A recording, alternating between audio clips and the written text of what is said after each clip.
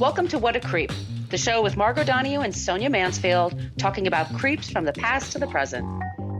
This is your quick guide to the biggest creeps, jerks, assholes, and losers, the best of the worst. From two nice ladies who want the world to be a little less creepy.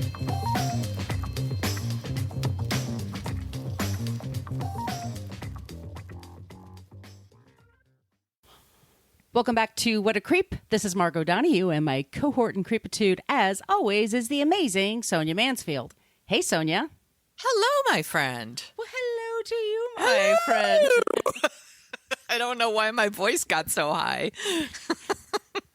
Well, it's adjacent to our creep today. It's Elvis. Maybe he's making you all flutter, maybe? That must be it. Oh, I'm sweating in here. He's giving you the vapors. Not really. We are the podcast that talks about creeps from the past to the present. We're talking about a good old-timey creep, a good old-timey Hollywood show business creep, not a rapist that we can tell. Oh, this week we should call the show What a Treat. What an asshole. Just your basic goddamn asshole. Which is a nice break from things. We did talk about Elvis Presley on the show a couple of years ago. That's season 8, episode 2, if you are interested. Today we will be talking about Colonel Tom Parker. But before we get into that, we should say that we are a show that uses salty language. Fuck yeah. We also have a basic Facebook page. That's where people go to complain about our salty language. We don't check it very often. We have a private Facebook group. Yeah, we don't care. You have to answer 3 questions in order to join the group. We really like our group. It's a nice place to go and hang out. It's What a Creep podcast group. We're also on Twitter at CreepPod because somebody had What a Creep on Twitter for 10 years and never used it. Creep! We're on Instagram at What a Creep Podcast, and we have an old-timey email, whatacreeppodcast@gmail.com. That's a place, all those places you can go to leave us your suggestions for creeps and for non-creeps. And if this is your first time listening, we end the show with someone who is not a creep or some persons who are not creeps. So you don't leave feeling completely hopeless about the world. And today's creep, like I said, it's not too bad. It's just a nice, good venting kind of a creep. Just get out of your system type of thing. Sonia, tell them about the website.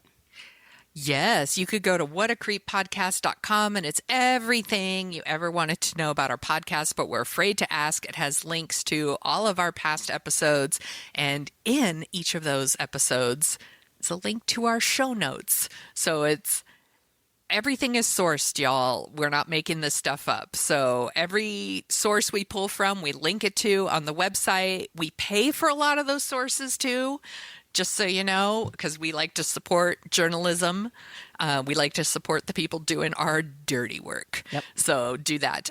There's also a link to our merch shop where you could get masks and tote bags and journals and all kinds of cool things. I still have my mask sitting right here by my desk, and it says maybe next year. I made this in 2020. Little did I know it would still be relevant well into 2022. So there you go. It's an investment. It's an investment, y'all. There's also a link to our Patreon page. Do you want to tell them about that, Margot? Yes, Patreon. We have our first 5 seasons, tons of creeps there for you. Creeps aplenty. Plus, we put out 2 bonus episodes a month, and every month, Sonia puts out a really groovy newsletter. And like she says, it helps us pay for the cost of hosting the show, for the websites, and for all the online, news sites and things like that. And we want to thank, by the way, Sarah and Eddie for joining us recently. Thank you. Thank y'all so much. But we understand, look, if money's tight and all that stuff, just wherever you get your podcast, if you could leave us, 5 stars and a review, that would be amazing. And I want to thank Trina 5B for leaving us a really great review. No, I'm sorry. That person left us a shitty review. Thanks for nothing, Trina. Who says we get old? Droops88 from Great Britain left us a 5-star review and says we're legends. Thank you. Thank you. But also the people who listen to us on Good Pods are constantly leaving us really good reviews there. really, Awesome. thank you. Or just tell a friend about the show. Or, don't be shy. Send us an email. We can send you some stickers in the mail. Slap that on your laptop. Or just tell a friend about the show. Easy as that. It helps us offset all the reviews we get from Trina. Bless her heart. As they say in the South. Or in Holland, maybe they say that there, where our creep really comes from today. Ooh. Did you know that or not? No, I don't know hardly anything about this dude, so I am ready. Are you rip-roaring ready to go? I am. Okay. Our creep today is Colonel Tom Parker. I was inspired, y'all, because I saw the Elvis movie. I'm not a big Baz Luhrmann person. I like him fine. It's a little hit or miss for me. I, for some reason, stupid love this movie, Elvis. All right. I need to watch it. It is on my list. I'm going to move it up. And we also co-host a show called Dorking Out, and I mentioned this on Dorking Out. I've taken in a lot of Elvis paraphernalia since I was a kid. I'm old enough to remember when Elvis died. My mom was cleaning in our house and started crying when she heard. And I said, Mommy, why are you crying? Because she never used to listen to Elvis. She listened to Linda Ronstadt and Joni Mitchell, cool stuff. Yeah. And I realize now it's because that was her childhood. She listened to Elvis as a little kid, and that made her, it was very sad. And also, he was 42. I mean, that's incredibly young. Very, very sad. Super young. And for people that are a little younger than that, it's the same thing with Michael Jackson. Like when Michael Jackson died, people my age were really sad. Right. Like, even though he's problematic, to say the least, to say the very least. But to people who are younger than us, Michael Jackson was like, he's a fucking weirdo. That dude's a weirdo. He's like, kooky. yeah, why do you care? And it's like, they don't know. Like, we grew up listening to Michael Jackson just like our parents grew up listening to Elvis. He was 42 when he died, and there's a person there's no way to talk about Elvis Presley without talking about his manager, agent, public relations officer, overall CEO, CMO, COO of all things, Elvis Inc., which was Colonel Tom Parker. And as gorgeous as Elvis was, and let's be clear, the man was a god. He was beautiful. True. This man was not. Bless his heart, as they say in the South. Not struck by the good-looking fairy at all. Got it. Had smarts, though. Very, very, very sharp. As I said, I saw this Baz Luhrmann movie, and I am also a big Tom Hanks fan, and I try to see just about everything that he's in. I think he makes really interesting choices. Mm-hmm. I also think he just likes to be busy, and so maybe he doesn't like to have 6 months off. Maybe he's like, well, I got to do something. This might be the case. Some actors really just love to work. We love to shit on, people. Some people like to shit on people like John Travolta or Nicolas Cage because they make all these movies that go direct to Redbox and stuff. Some actors just want to work, man. That's the thing. They also have very expensive tastes. These gentlemen also, got very fancy tastes in their 20s and are not going to give that shit up. And I was fine. If they're willing to work that hard for it, fine. Yeah. Tom Hanks, if you see this movie, or if you just, do a Google image search of Tom Hanks, click, click, click, click, click, Elvis movie, Colonel Tom Parker, you're going to be like, holy shit, this guy is the Stay Puff Marshmellow Man. What is going on here? They have him in a fat suit. Once again, with the fat suits and actors. Okay. Why don't they just hire someone who kind of looks the part? Like, I went through this with House of Gucci and Jared Leto, who is like unrecognizable. And it's, once again, we've talked about that on the show before. We're like, everyone in Gucci talks alike in this, and their accent's a little different. It's me, Mario. It's very, why don't they just hire somebody like a John Goodman or something to play Colonel Tom Parker? They're all getting skinny. Goodman's thin now. That's true. They put him in a fat suit. And as soon as I say that, I'm like, Tom Hanks has diabetes. He can't gain that weight. That would kill him. That's true. And we don't. He's a treasure. We can't hurt Tom Hanks. But no. It's a very weird part. Okay. So I started reading about Colonel Tom Parker, and I realized he's playing a real creep. And he's Yeah. trying to be malevolent. But at the same time, he's in this gigantic fat suit with the big jowls and everything. I'm like, I'm not scared of this guy. So I thought, like, I need to do my research, and I'm going to do some reading and do some, you know me, I like to go down rabbit holes. That is Yes, kind of you like, do. that is like my favorite activity. So the sources for this episode, and we don't have to do trigger warnings because he didn't. There's no sexual assault. There's no. Once again, what a treat. What a treat, y'all. So we're going to go with Tom Parker's Wikipedia. We went to Vanity Fair, Smithsonian, Den of Geek, Bustle, the New York Times, grunge.com is a great video. I really enjoyed this book, The Extraordinary Story of Colonel Tom Parker and Elvis by Alanna Nash. She's written 5 books about Elvis. I didn't read them all, but she was actually friends with the Colonel. And it's got some interesting stories about him. There's a really interesting show I've been watching, Sonia. It's called Sun Records. On it's season 1 is on Prime. It was on CMT. It's really, really interesting. Of course, I went back to Elvis and Me with Priscilla Presley. There's the TV movie that I love, Dale Midkiff. You have to. You have to. There's the Elvis and the Colonel TV movie. This is with Beau Bridges as the Colonel. Okay. And let's get started. Let me bring up my script. Sorry, Sonia. You're fine. Not for nothing, but my cat laid a deuce. Yikes. That's what your cat thinks of Colonel Tom Parker. She is like, you are not paying enough attention to me. She laid a Colonel Tom Parker right in her litter box. All right, computer. This is when I feel like Sigourney Weaver in Galaxy Quest. Computer. Okay. Bring up document. Bring up document, please. This week is special to Elvis fans around the world, Sonia, because it is the 45th anniversary of the death of Elvis Presley. Or so they say. Or so they say. I wrote that too. When he left his earthly body, if you believe that he died. At the time that he passed, if you believe he passed, he was getting ready to do a show in Portland, Maine. He was actually getting ready to do 2 weeks worth of shows. The sheer number of pills he took every day, people didn't know how he lived when he died. That's also part of the shock that went into it. Yeah. People really didn't know, like, people's personal lives back then. He was supposedly prescribed over 19,000 pills in the last 3 years of his life. Just think insane. about that number. It boggles my mind.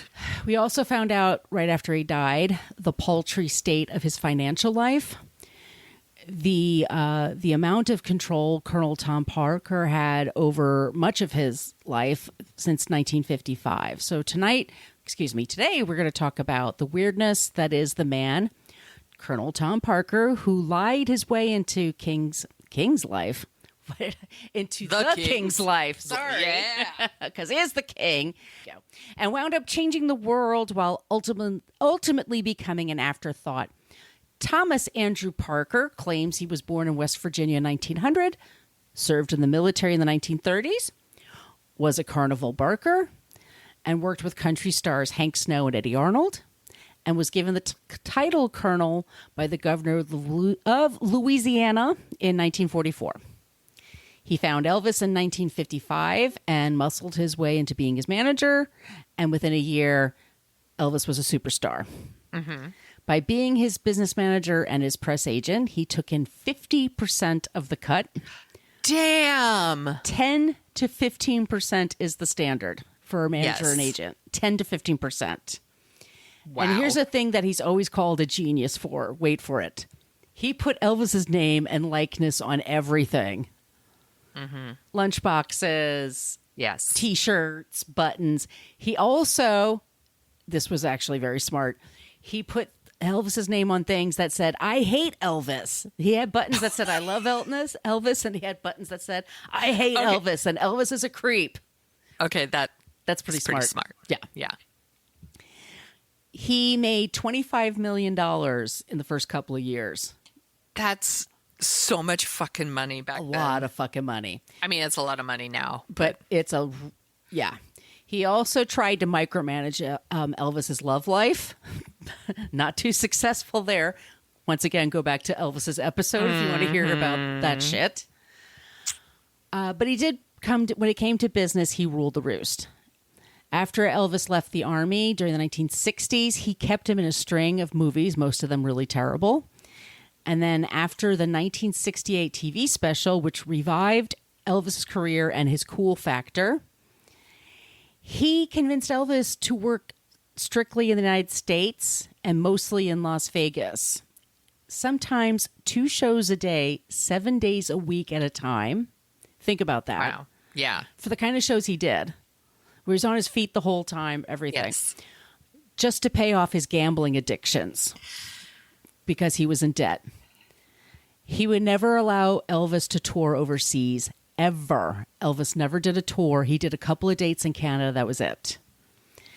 They lost millions because of this. Yes. This wore down Elvis's body, doing all this constant playing, because he had to reinvent the show, because people were like, well, who's going to see, you'd go to see the show and you're like, you're done. So he would have, the Colonel Parker would bring in his doctors who would give him shots and pills. Elvis got hooked on this shit to keep him going. In 1973, he made a deal with RCA for Elvis's back catalog for $5.4 million, which he got 50 to 70% of. They always go back and forth on this number, which that's $30 million in today's dollars, which is still nothing when you think about how much he sold and what that shit's worth. So many hits. So many hits. Yeah. Damn. After Elvis died, he was investigated, Colonel Parker, because he was still in charge. They put him in charge, and he was found to be unethical in his dealings with Elvis. But that's just the beginning, Sonia. Here is the real story. Can't wait. This is my favorite part. Real story. True story. That's John, season 2, Real World, Los Angeles. Andreas Cornelius van Kwak was born in Breda, Holland in 1909 to a large Catholic family. He was 7th of 11 children. Wow. Andreas was called Dries by his family, and he grew up in a tough environment. They lived basically on a farm in a barn. They lived basically in the barn. He was born in a barn. He basically said, were you raised in a barn? We say that in America. Yeah. He basically fucking was raised in a barn. All right. The kids slept in a loft, and the boys were on one side and the girls were on the other, and they had like a sheet between them. What could possibly go wrong? And I shudder. No. Every morning, their father would expect them to rise early and help out with the chores. Dries was not into this, and I kind of team trees here. But anyway, if the kids tried to sleep in, the father would drag them out of bed and beat them with a stick. Oh. Monsters come from somewhere, you guys. Yes. We have to remember that. He was rebellious. Dries was rebellious and would often run away. And his favorite thing in the world, and I don't speak Dutch, just to warn you. Yes. But his favorite thing was kermis. It's not Kermit. It's kermis. It's Kermis, which is a large fair that came to town. Okay. He was basically a carny. He wanted to be a carny when he grew up. He was obsessed with carnivals. He had the face for it. He had the knack for it. Yes, he did. He had a very unusual look. He actually was very slim most of his life. We'll get to that in a second. When he was young, like 10 or 11 years old, he partnered with a fortune teller, and he basically had a 50% split with her. He would tell people, for 50 cents, I'll give you the ticket to sit with this woman, and then she would charge 50 cents for the reading. And she used to just charge 50 cents for the reading, but he would say, oh no, you have to get this ticket to sit with her. Wow. And he was just making money. He was terrible at school and often in trouble for not following the rules and for failing tests. One punishment he had to endure, and this is uniquely Dutch, kneeling on the floor and shoving his knees into a pair of wooden shoes for as long as he could take the pain. Oh. Can you imagine this shit? No, that sounds terrible. He also had a unique feature. He had a very sloping nose, like Bob Hope. Oh, all right. Yep. All right. One day he pranked a teacher And he used to like do things like he'd send balloons to the school and say, "Oh, you have balloons. It's your birthday." And the teacher would leave to get their balloons, and then he would just be up to some shit in the classroom. So the teacher goes out to get his gift, and then he wrote on the chalkboard, "Long live the nose." So the teacher comes back, and he's furious. So they kicked him out of school in the 5th grade, and his parents like did not know what to do with him. He was getting kicked out of all the schools. Now, during this time, his parents were always punishing him. The teachers were always punishing him. And later in his life, people said he was very cruel to people, and he was particularly just mean and humiliating. And he said it all came back from this experience. Like this, yeah. Monsters come from a place. Okay. Yes. So he takes on a bunch of different jobs when he was a teenager. He didn't seem very interested in friends or girlfriends. He only cared about nice clothes, carnivals, and money. And by the time he was 15, he went by the name Andre. Okay. Andre. That's that from Project Andre? Runway. Andre, let's go to the Red Lobster. Oh my God. I haven't thought about that in so long. That was my It's time fave. to go to the Let's go to the Red Lobster. Sorry. Okay. No, I'm sorry. I'm feeling silly. Okay. When he was 16, this is really hilarious. His father died. Sorry. It's hilarious. No. He was expected to come home and take care of his mother. And he basically said, nah, and headed out to the seas. He went on the Holland American line, and he sailed for a few years. Or did he? There is no record of this, but he basically has experience in ports all over the world and could describe them in detail to people. And he starts in English. He starts lying around this time, and there's no evidence of it. And it's also 19 teens, early 1920s. Like, there's just no records for things. There's no records, right? So he's already like a mysterious, weird kid. And anyway, he goes through Nova Scotia, Canada, and winds up in Hoboken, New Jersey. Okay. And he's living with a Dutch family. The mother of the family, in this family, is missing Holland so much that she just takes in this kid. And he's a total mooch. Like, he just stays in the house. He doesn't go anywhere. And he's a good talker. So the mother is like, well, you should write home and tell your mother where you are, because you're like pretty far away. And he says, no, it's fine. It's fine. So she finally writes the mother and says, your son's staying with me. He's okay. And by the time she sends the letter, he's pissed for her for doing that. He just disappears. He starts traveling America, and he joins all these carnivals and road shows. And in the summer, there's carnivals and road shows. Yes. In the winter, there's nothing. So he starts hoboing it. And tied a little bindle to a stick.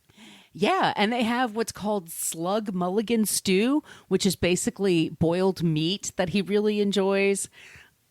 I don't know, it sounds disgusting, Blech. But he really loves it. In 1927, he turns 18, and out of nowhere, he just shows up in Holland for his mother's birthday. And she's really excited to see him. He's wearing super fancy clothes. He's got a lot of money, and he gives her all of his money. And he says, I'm home again. I'm going to help take care of you.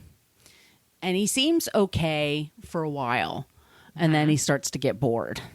In 1929, he takes off again, and he just disappears, like May of 1929. So for like a year and a half. He leaves. This is surprising. Yes. He has a face only a mother could love. He's very erratic. He leaves all the fancy clothes, all his money. It's just like he took off in the middle of the night. Just dashes off. Okay. He goes to America, and he doesn't talk to his family for like decades. He just completely disappears. Now, in May of 1929, just as he disappears, there's a murder in Breda. And it's a woman named Anna van den Enden. She was battered to death behind the store where she worked. And the killer sprinkled pepper around her body to throw off the scent from dogs. This was close to Andre's home. People wondered maybe he was escaping, like he got upset, he got mad, he was trying to rob her, or he was looking for money.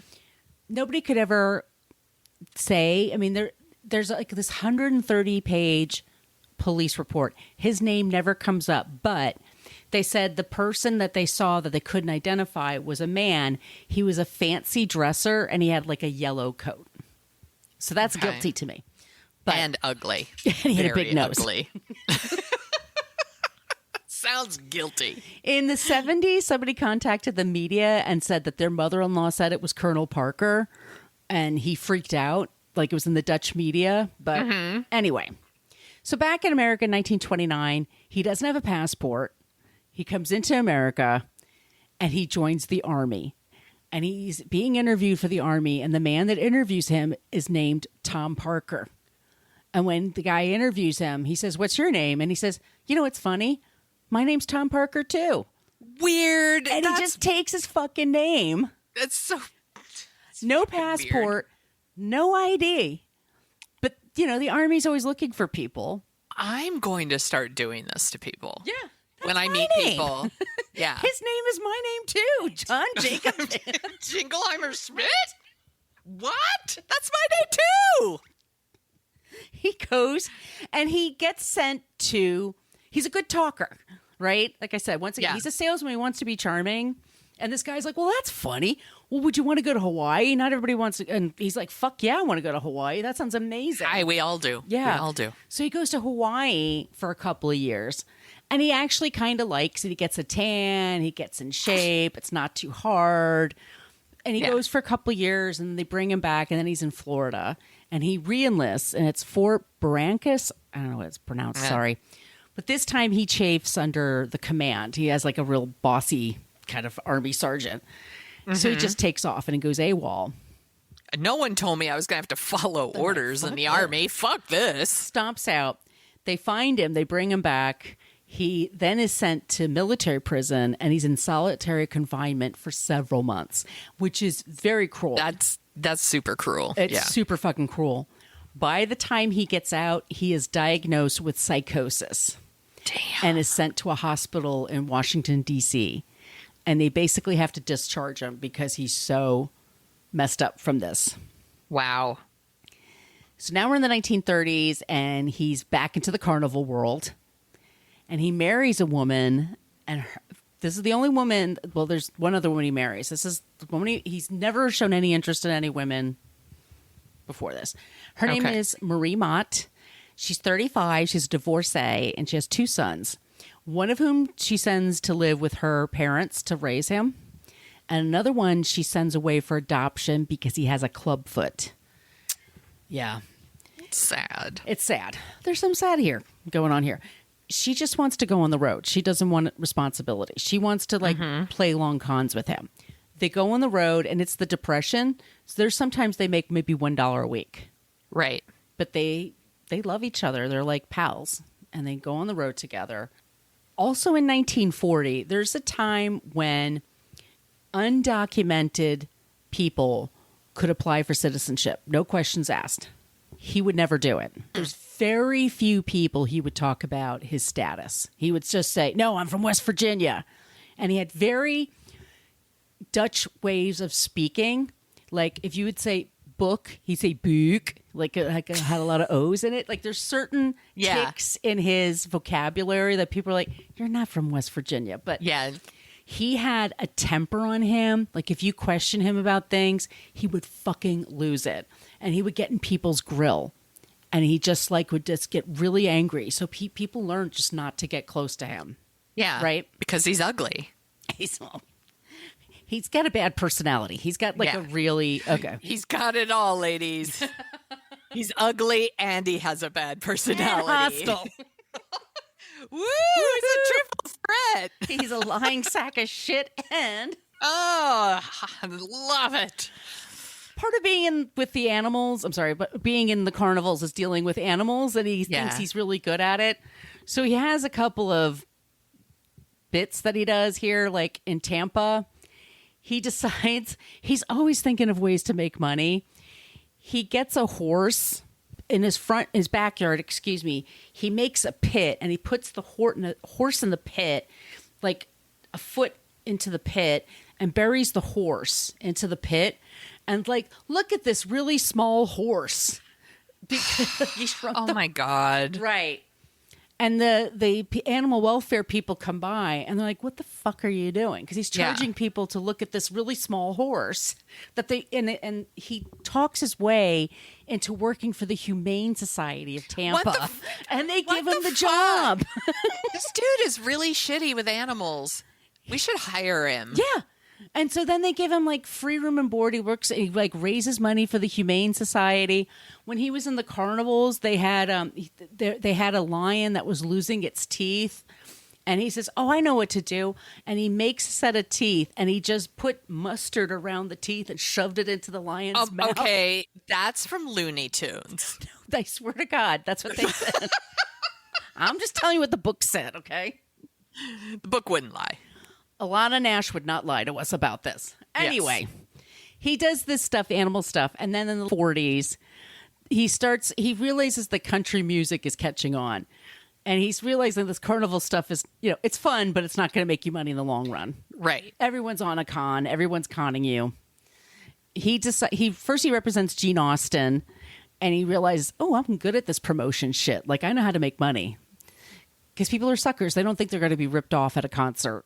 They pretty much know you will be at a carnival. They're on their guard. Correct. Right?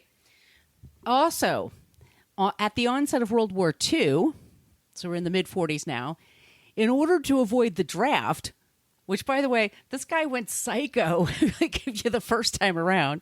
Yeah. He gained over 200 pounds in order to avoid the draft. That's why he got so big. And he was never able to get rid of that until he was elderly, basically, after a couple of strokes. Yeah. That is also why I put on weight.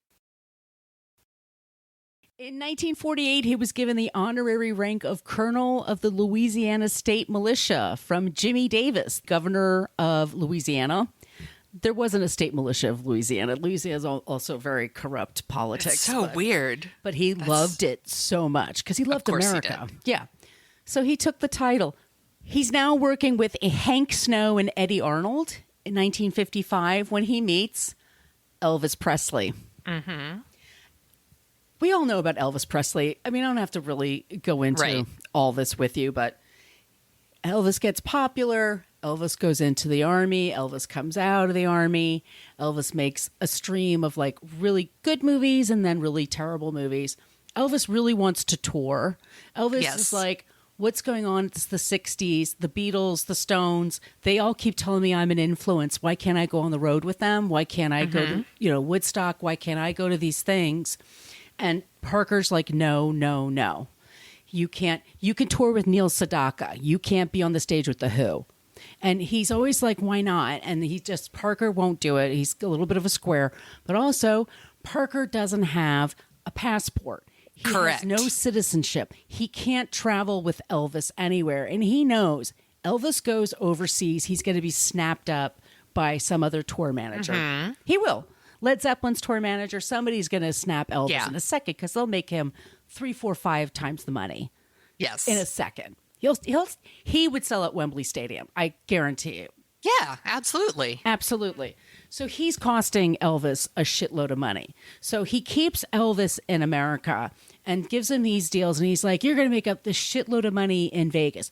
But Elvis is only getting 50%.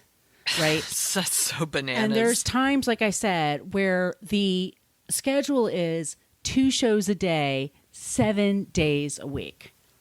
That's just, that's going to break anybody. I don't care.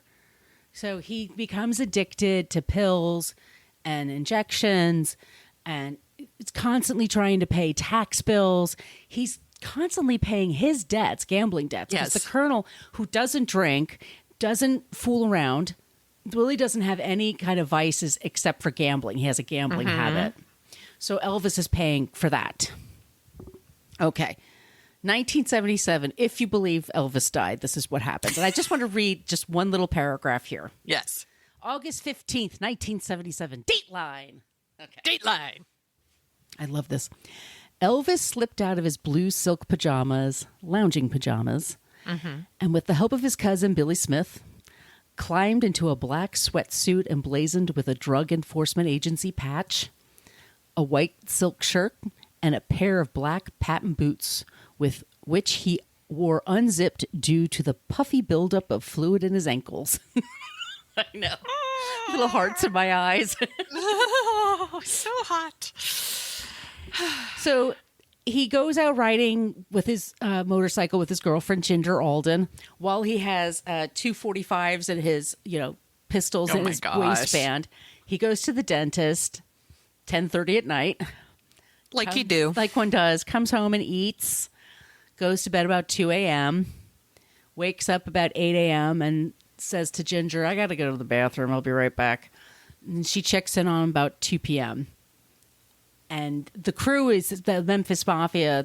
They were ordered, like, don't wake, not until 4 p.m. Do not even bother. So she checks in on about 2 in the afternoon. That's when she finds him. And when they find him, he had been gone for hours. So awful. And what a way to go. Oh, it's terrible. I mean, he's in the bathroom. Yeah. He was, rigor mortis had set in. Oh, it's so awful. I'm sorry. No, it's just like, that's an epic shit. It's an epic shit. It's an epic heart attack. It's an epic everything. Yes. When he was there, like, they were all, the medics came and they were like, who is this? And they're like, Elvis, bring him back to life. And they thought it was a black man because his skin was so purple. Wow. Yeah. And they're like, all right, well, Anyway, there were people, and the colonel was in Maine. He was in Portland, Maine. That's where he was going to go. The colonel basically didn't react. He was kind of like, oh, boy. All right. Got to come back. Tell Vernon, his father, Elvis's father. And there were those who blamed the colonel in the inner circle because he's the one that worked him like crazy. Yeah. Gave him, all the doctors were people he paid that put him on the payroll and shit. Yes. On the day of Elvis's funeral, the colonel had his father, Vernon, sign a deal to have the colonel make all of the business decisions and sign on his behalf all of the matters pertaining to Elvis. At the time of his death, after taxes, the Elvis Presley estate was worth about $1 million. That's it. Damn. Don't tell me this guy was was a a great terrible businessman. manager. Yeah. The colonel wore a Hawaiian shirt to the funeral, sat in the back, refused to go anywhere near the casket, did not sit next to the family, and offended the family because he refused to be a pallbearer. Jesus. Afterwards, he ran things for a while, and people seemed to be okay with it. Everyone was in shock, and nobody in the family is like a business expert. Priscilla, Fernan, nobody here is. He's taking advantage. Yes. And eventually the state of Tennessee is like, they're looking into the dealings because the taxes and everything. They're looking into the dealings.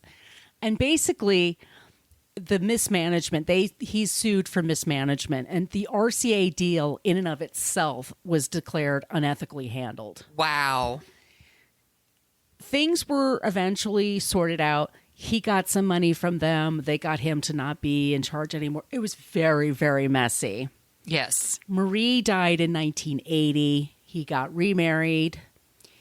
His very last years were spent in and out of casinos trying to pay off his gambling debts.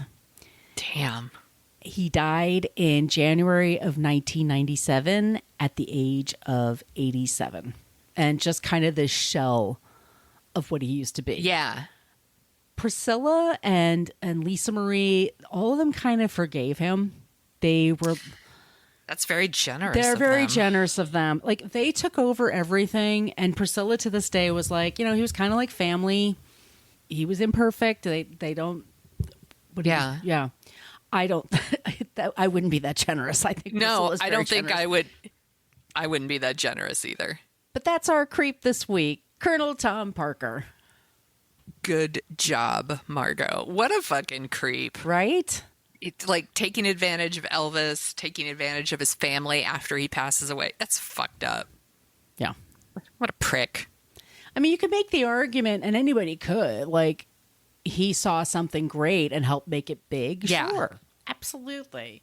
Right. But then he also fumbled the fucking ball. I mean, he did. Really, the fact that Elvis only had, like, It was like $7 million, but after taxes, it was nothing. It was like only $1 million. And it's like, which is bananas because he had a huge catalog. He made so many movies. There's so much merchandise. Like, he was successful in the 70s too. He had a lot of hits, not just not just the old stuff. Like, he was still very successful. Like, he should have been rolling in it. Yeah.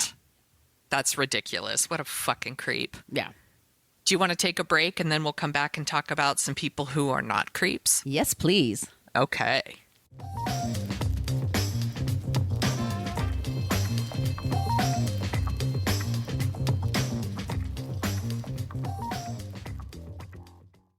Are you ready to hear about some non-creeps? I certainly am.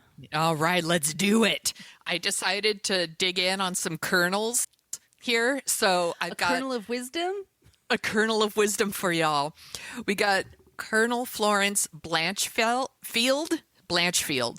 She was the chief of the Army Nurse Corps, and she was the first woman to hold a permanent commission in the U.S. Army. She was responsible for the largest group of nurses ever to be on active duty. It was more than 50,000 nurses. Wow. Yeah. She received the Florence Nightingale Medal by the International Red Cross. She received the Distinguished Service Medal in West Virginia. That was her home state. And they named a hospital after her in Kentucky. Then we've got Colonel Anna Mae Hayes. She was actually named, she actually got promoted to a general, and she became the first woman in the history of the U.S. Army to attain a general officer rank. Damn. Yeah, and while she was in the Army, she paved the way for equal treatment of women, and she made a number of recommendations that were adopted into like military policy. So they stopped discharging women for becoming pregnant. What? Apparently that was a thing that used to happen. Like, you're pregnant, bye, you're not in here anymore. And she was instrumental in getting regulations changed to allow spouses of female service members to claim similar benefits. So when men were in the Army, the women, their wives would get certain benefits, but if women joined the Army, their husbands would not get those benefits. That makes sense. So she fixed that. Good for her. And this is my favorite part of this. So she's made a general. First thing she does, she gets in a car and she has them drop her off at the Army's officer club. And up to that day, female officers were expected to go in through the side entrance. And she walked up and went in the front door. And after that, women never went through the side entrance again. Nice. And then this one's dope. So in 2018, country music star Reba McEntire became the first woman to portray Colonel Sanders for Kentucky Fried Chicken. What? So I think that's awesome. But I wanted to mention her because she's actually done these really awesome things. So she opened something in 92 called the Reba's Ranch House. It's in Texas. It's kind of like the Ronald McDonald House, which I don't know if people overseas know what that is, but it's it gives people like a place to go when their children are receiving medical treatment at hospitals. It's like a place for families to stay. So that the families can be together while the children are getting treatment. And she has something like that. So she, has set this up so that families can be together while their children are getting treated, which I think is awesome. That's amazing. She's also just really supportive of all these different organizations. So she's really big in Habitat for Humanity, the Salvation Army, Red Cross, Feeding America. She's been honored with the Minnie Pearl Award. If you don't know who Minnie Pearl is. Howdy! She's from the Grand Ole Opry, and she's super famous over here. She's received all kinds of humanitarian awards. I think Reba McEntire is actually pretty rad. Like country Yeah. music's not my jam.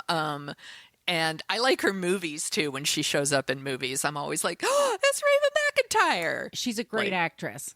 She is. Like her sitcom was on for a long time. I believe she was in Tremors. Yeah, she's great in Tremors. She was really great. And then most recently, she showed up in Barb and Star, Go to Vista Del Mar, and she played Trish, which I think is very important.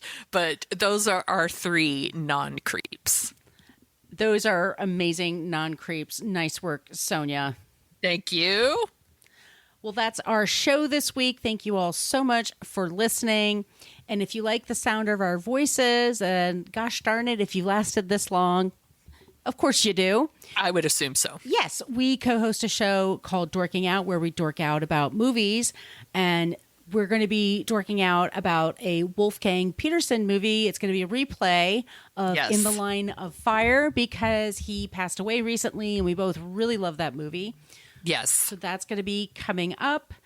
And please, follow us in all the places we mentioned at the top of the show for social media. We love it when you use the Annie Potts gift. We got one when you have suggestions for creeps, and especially for non-creeps. We're always looking for suggestions. And yes, once please. again, our email is whatacreeppodcast@gmail.com. And if you would like some stickers, wherever you are on the planet of Earth, we're happy to send them to you. And Sonia, where can they find you? You can find me at thesoniashow.com and The Sonia Show on Twitter and Instagram and TikTok. And where can people find you, Margot? You can find me at Brooklyn Fit Chick for Twitter and Instagram. My site is brooklynfitchick.com. I'm at TikTok at Margot Donahue. Excuse me. Thank you all so much for listening once again. We'll be back soon with a new episode. In the meantime, stay safe and, don't be a creep. Be a creep. Thank you for listening to us talk about creeps. You can follow us at What a Creep Podcast on Facebook, Twitter, and Instagram. But don't follow us too closely. You can email us your creepy stories at whatacreeppodcast@gmail.com. But please keep your dick pics to yourself.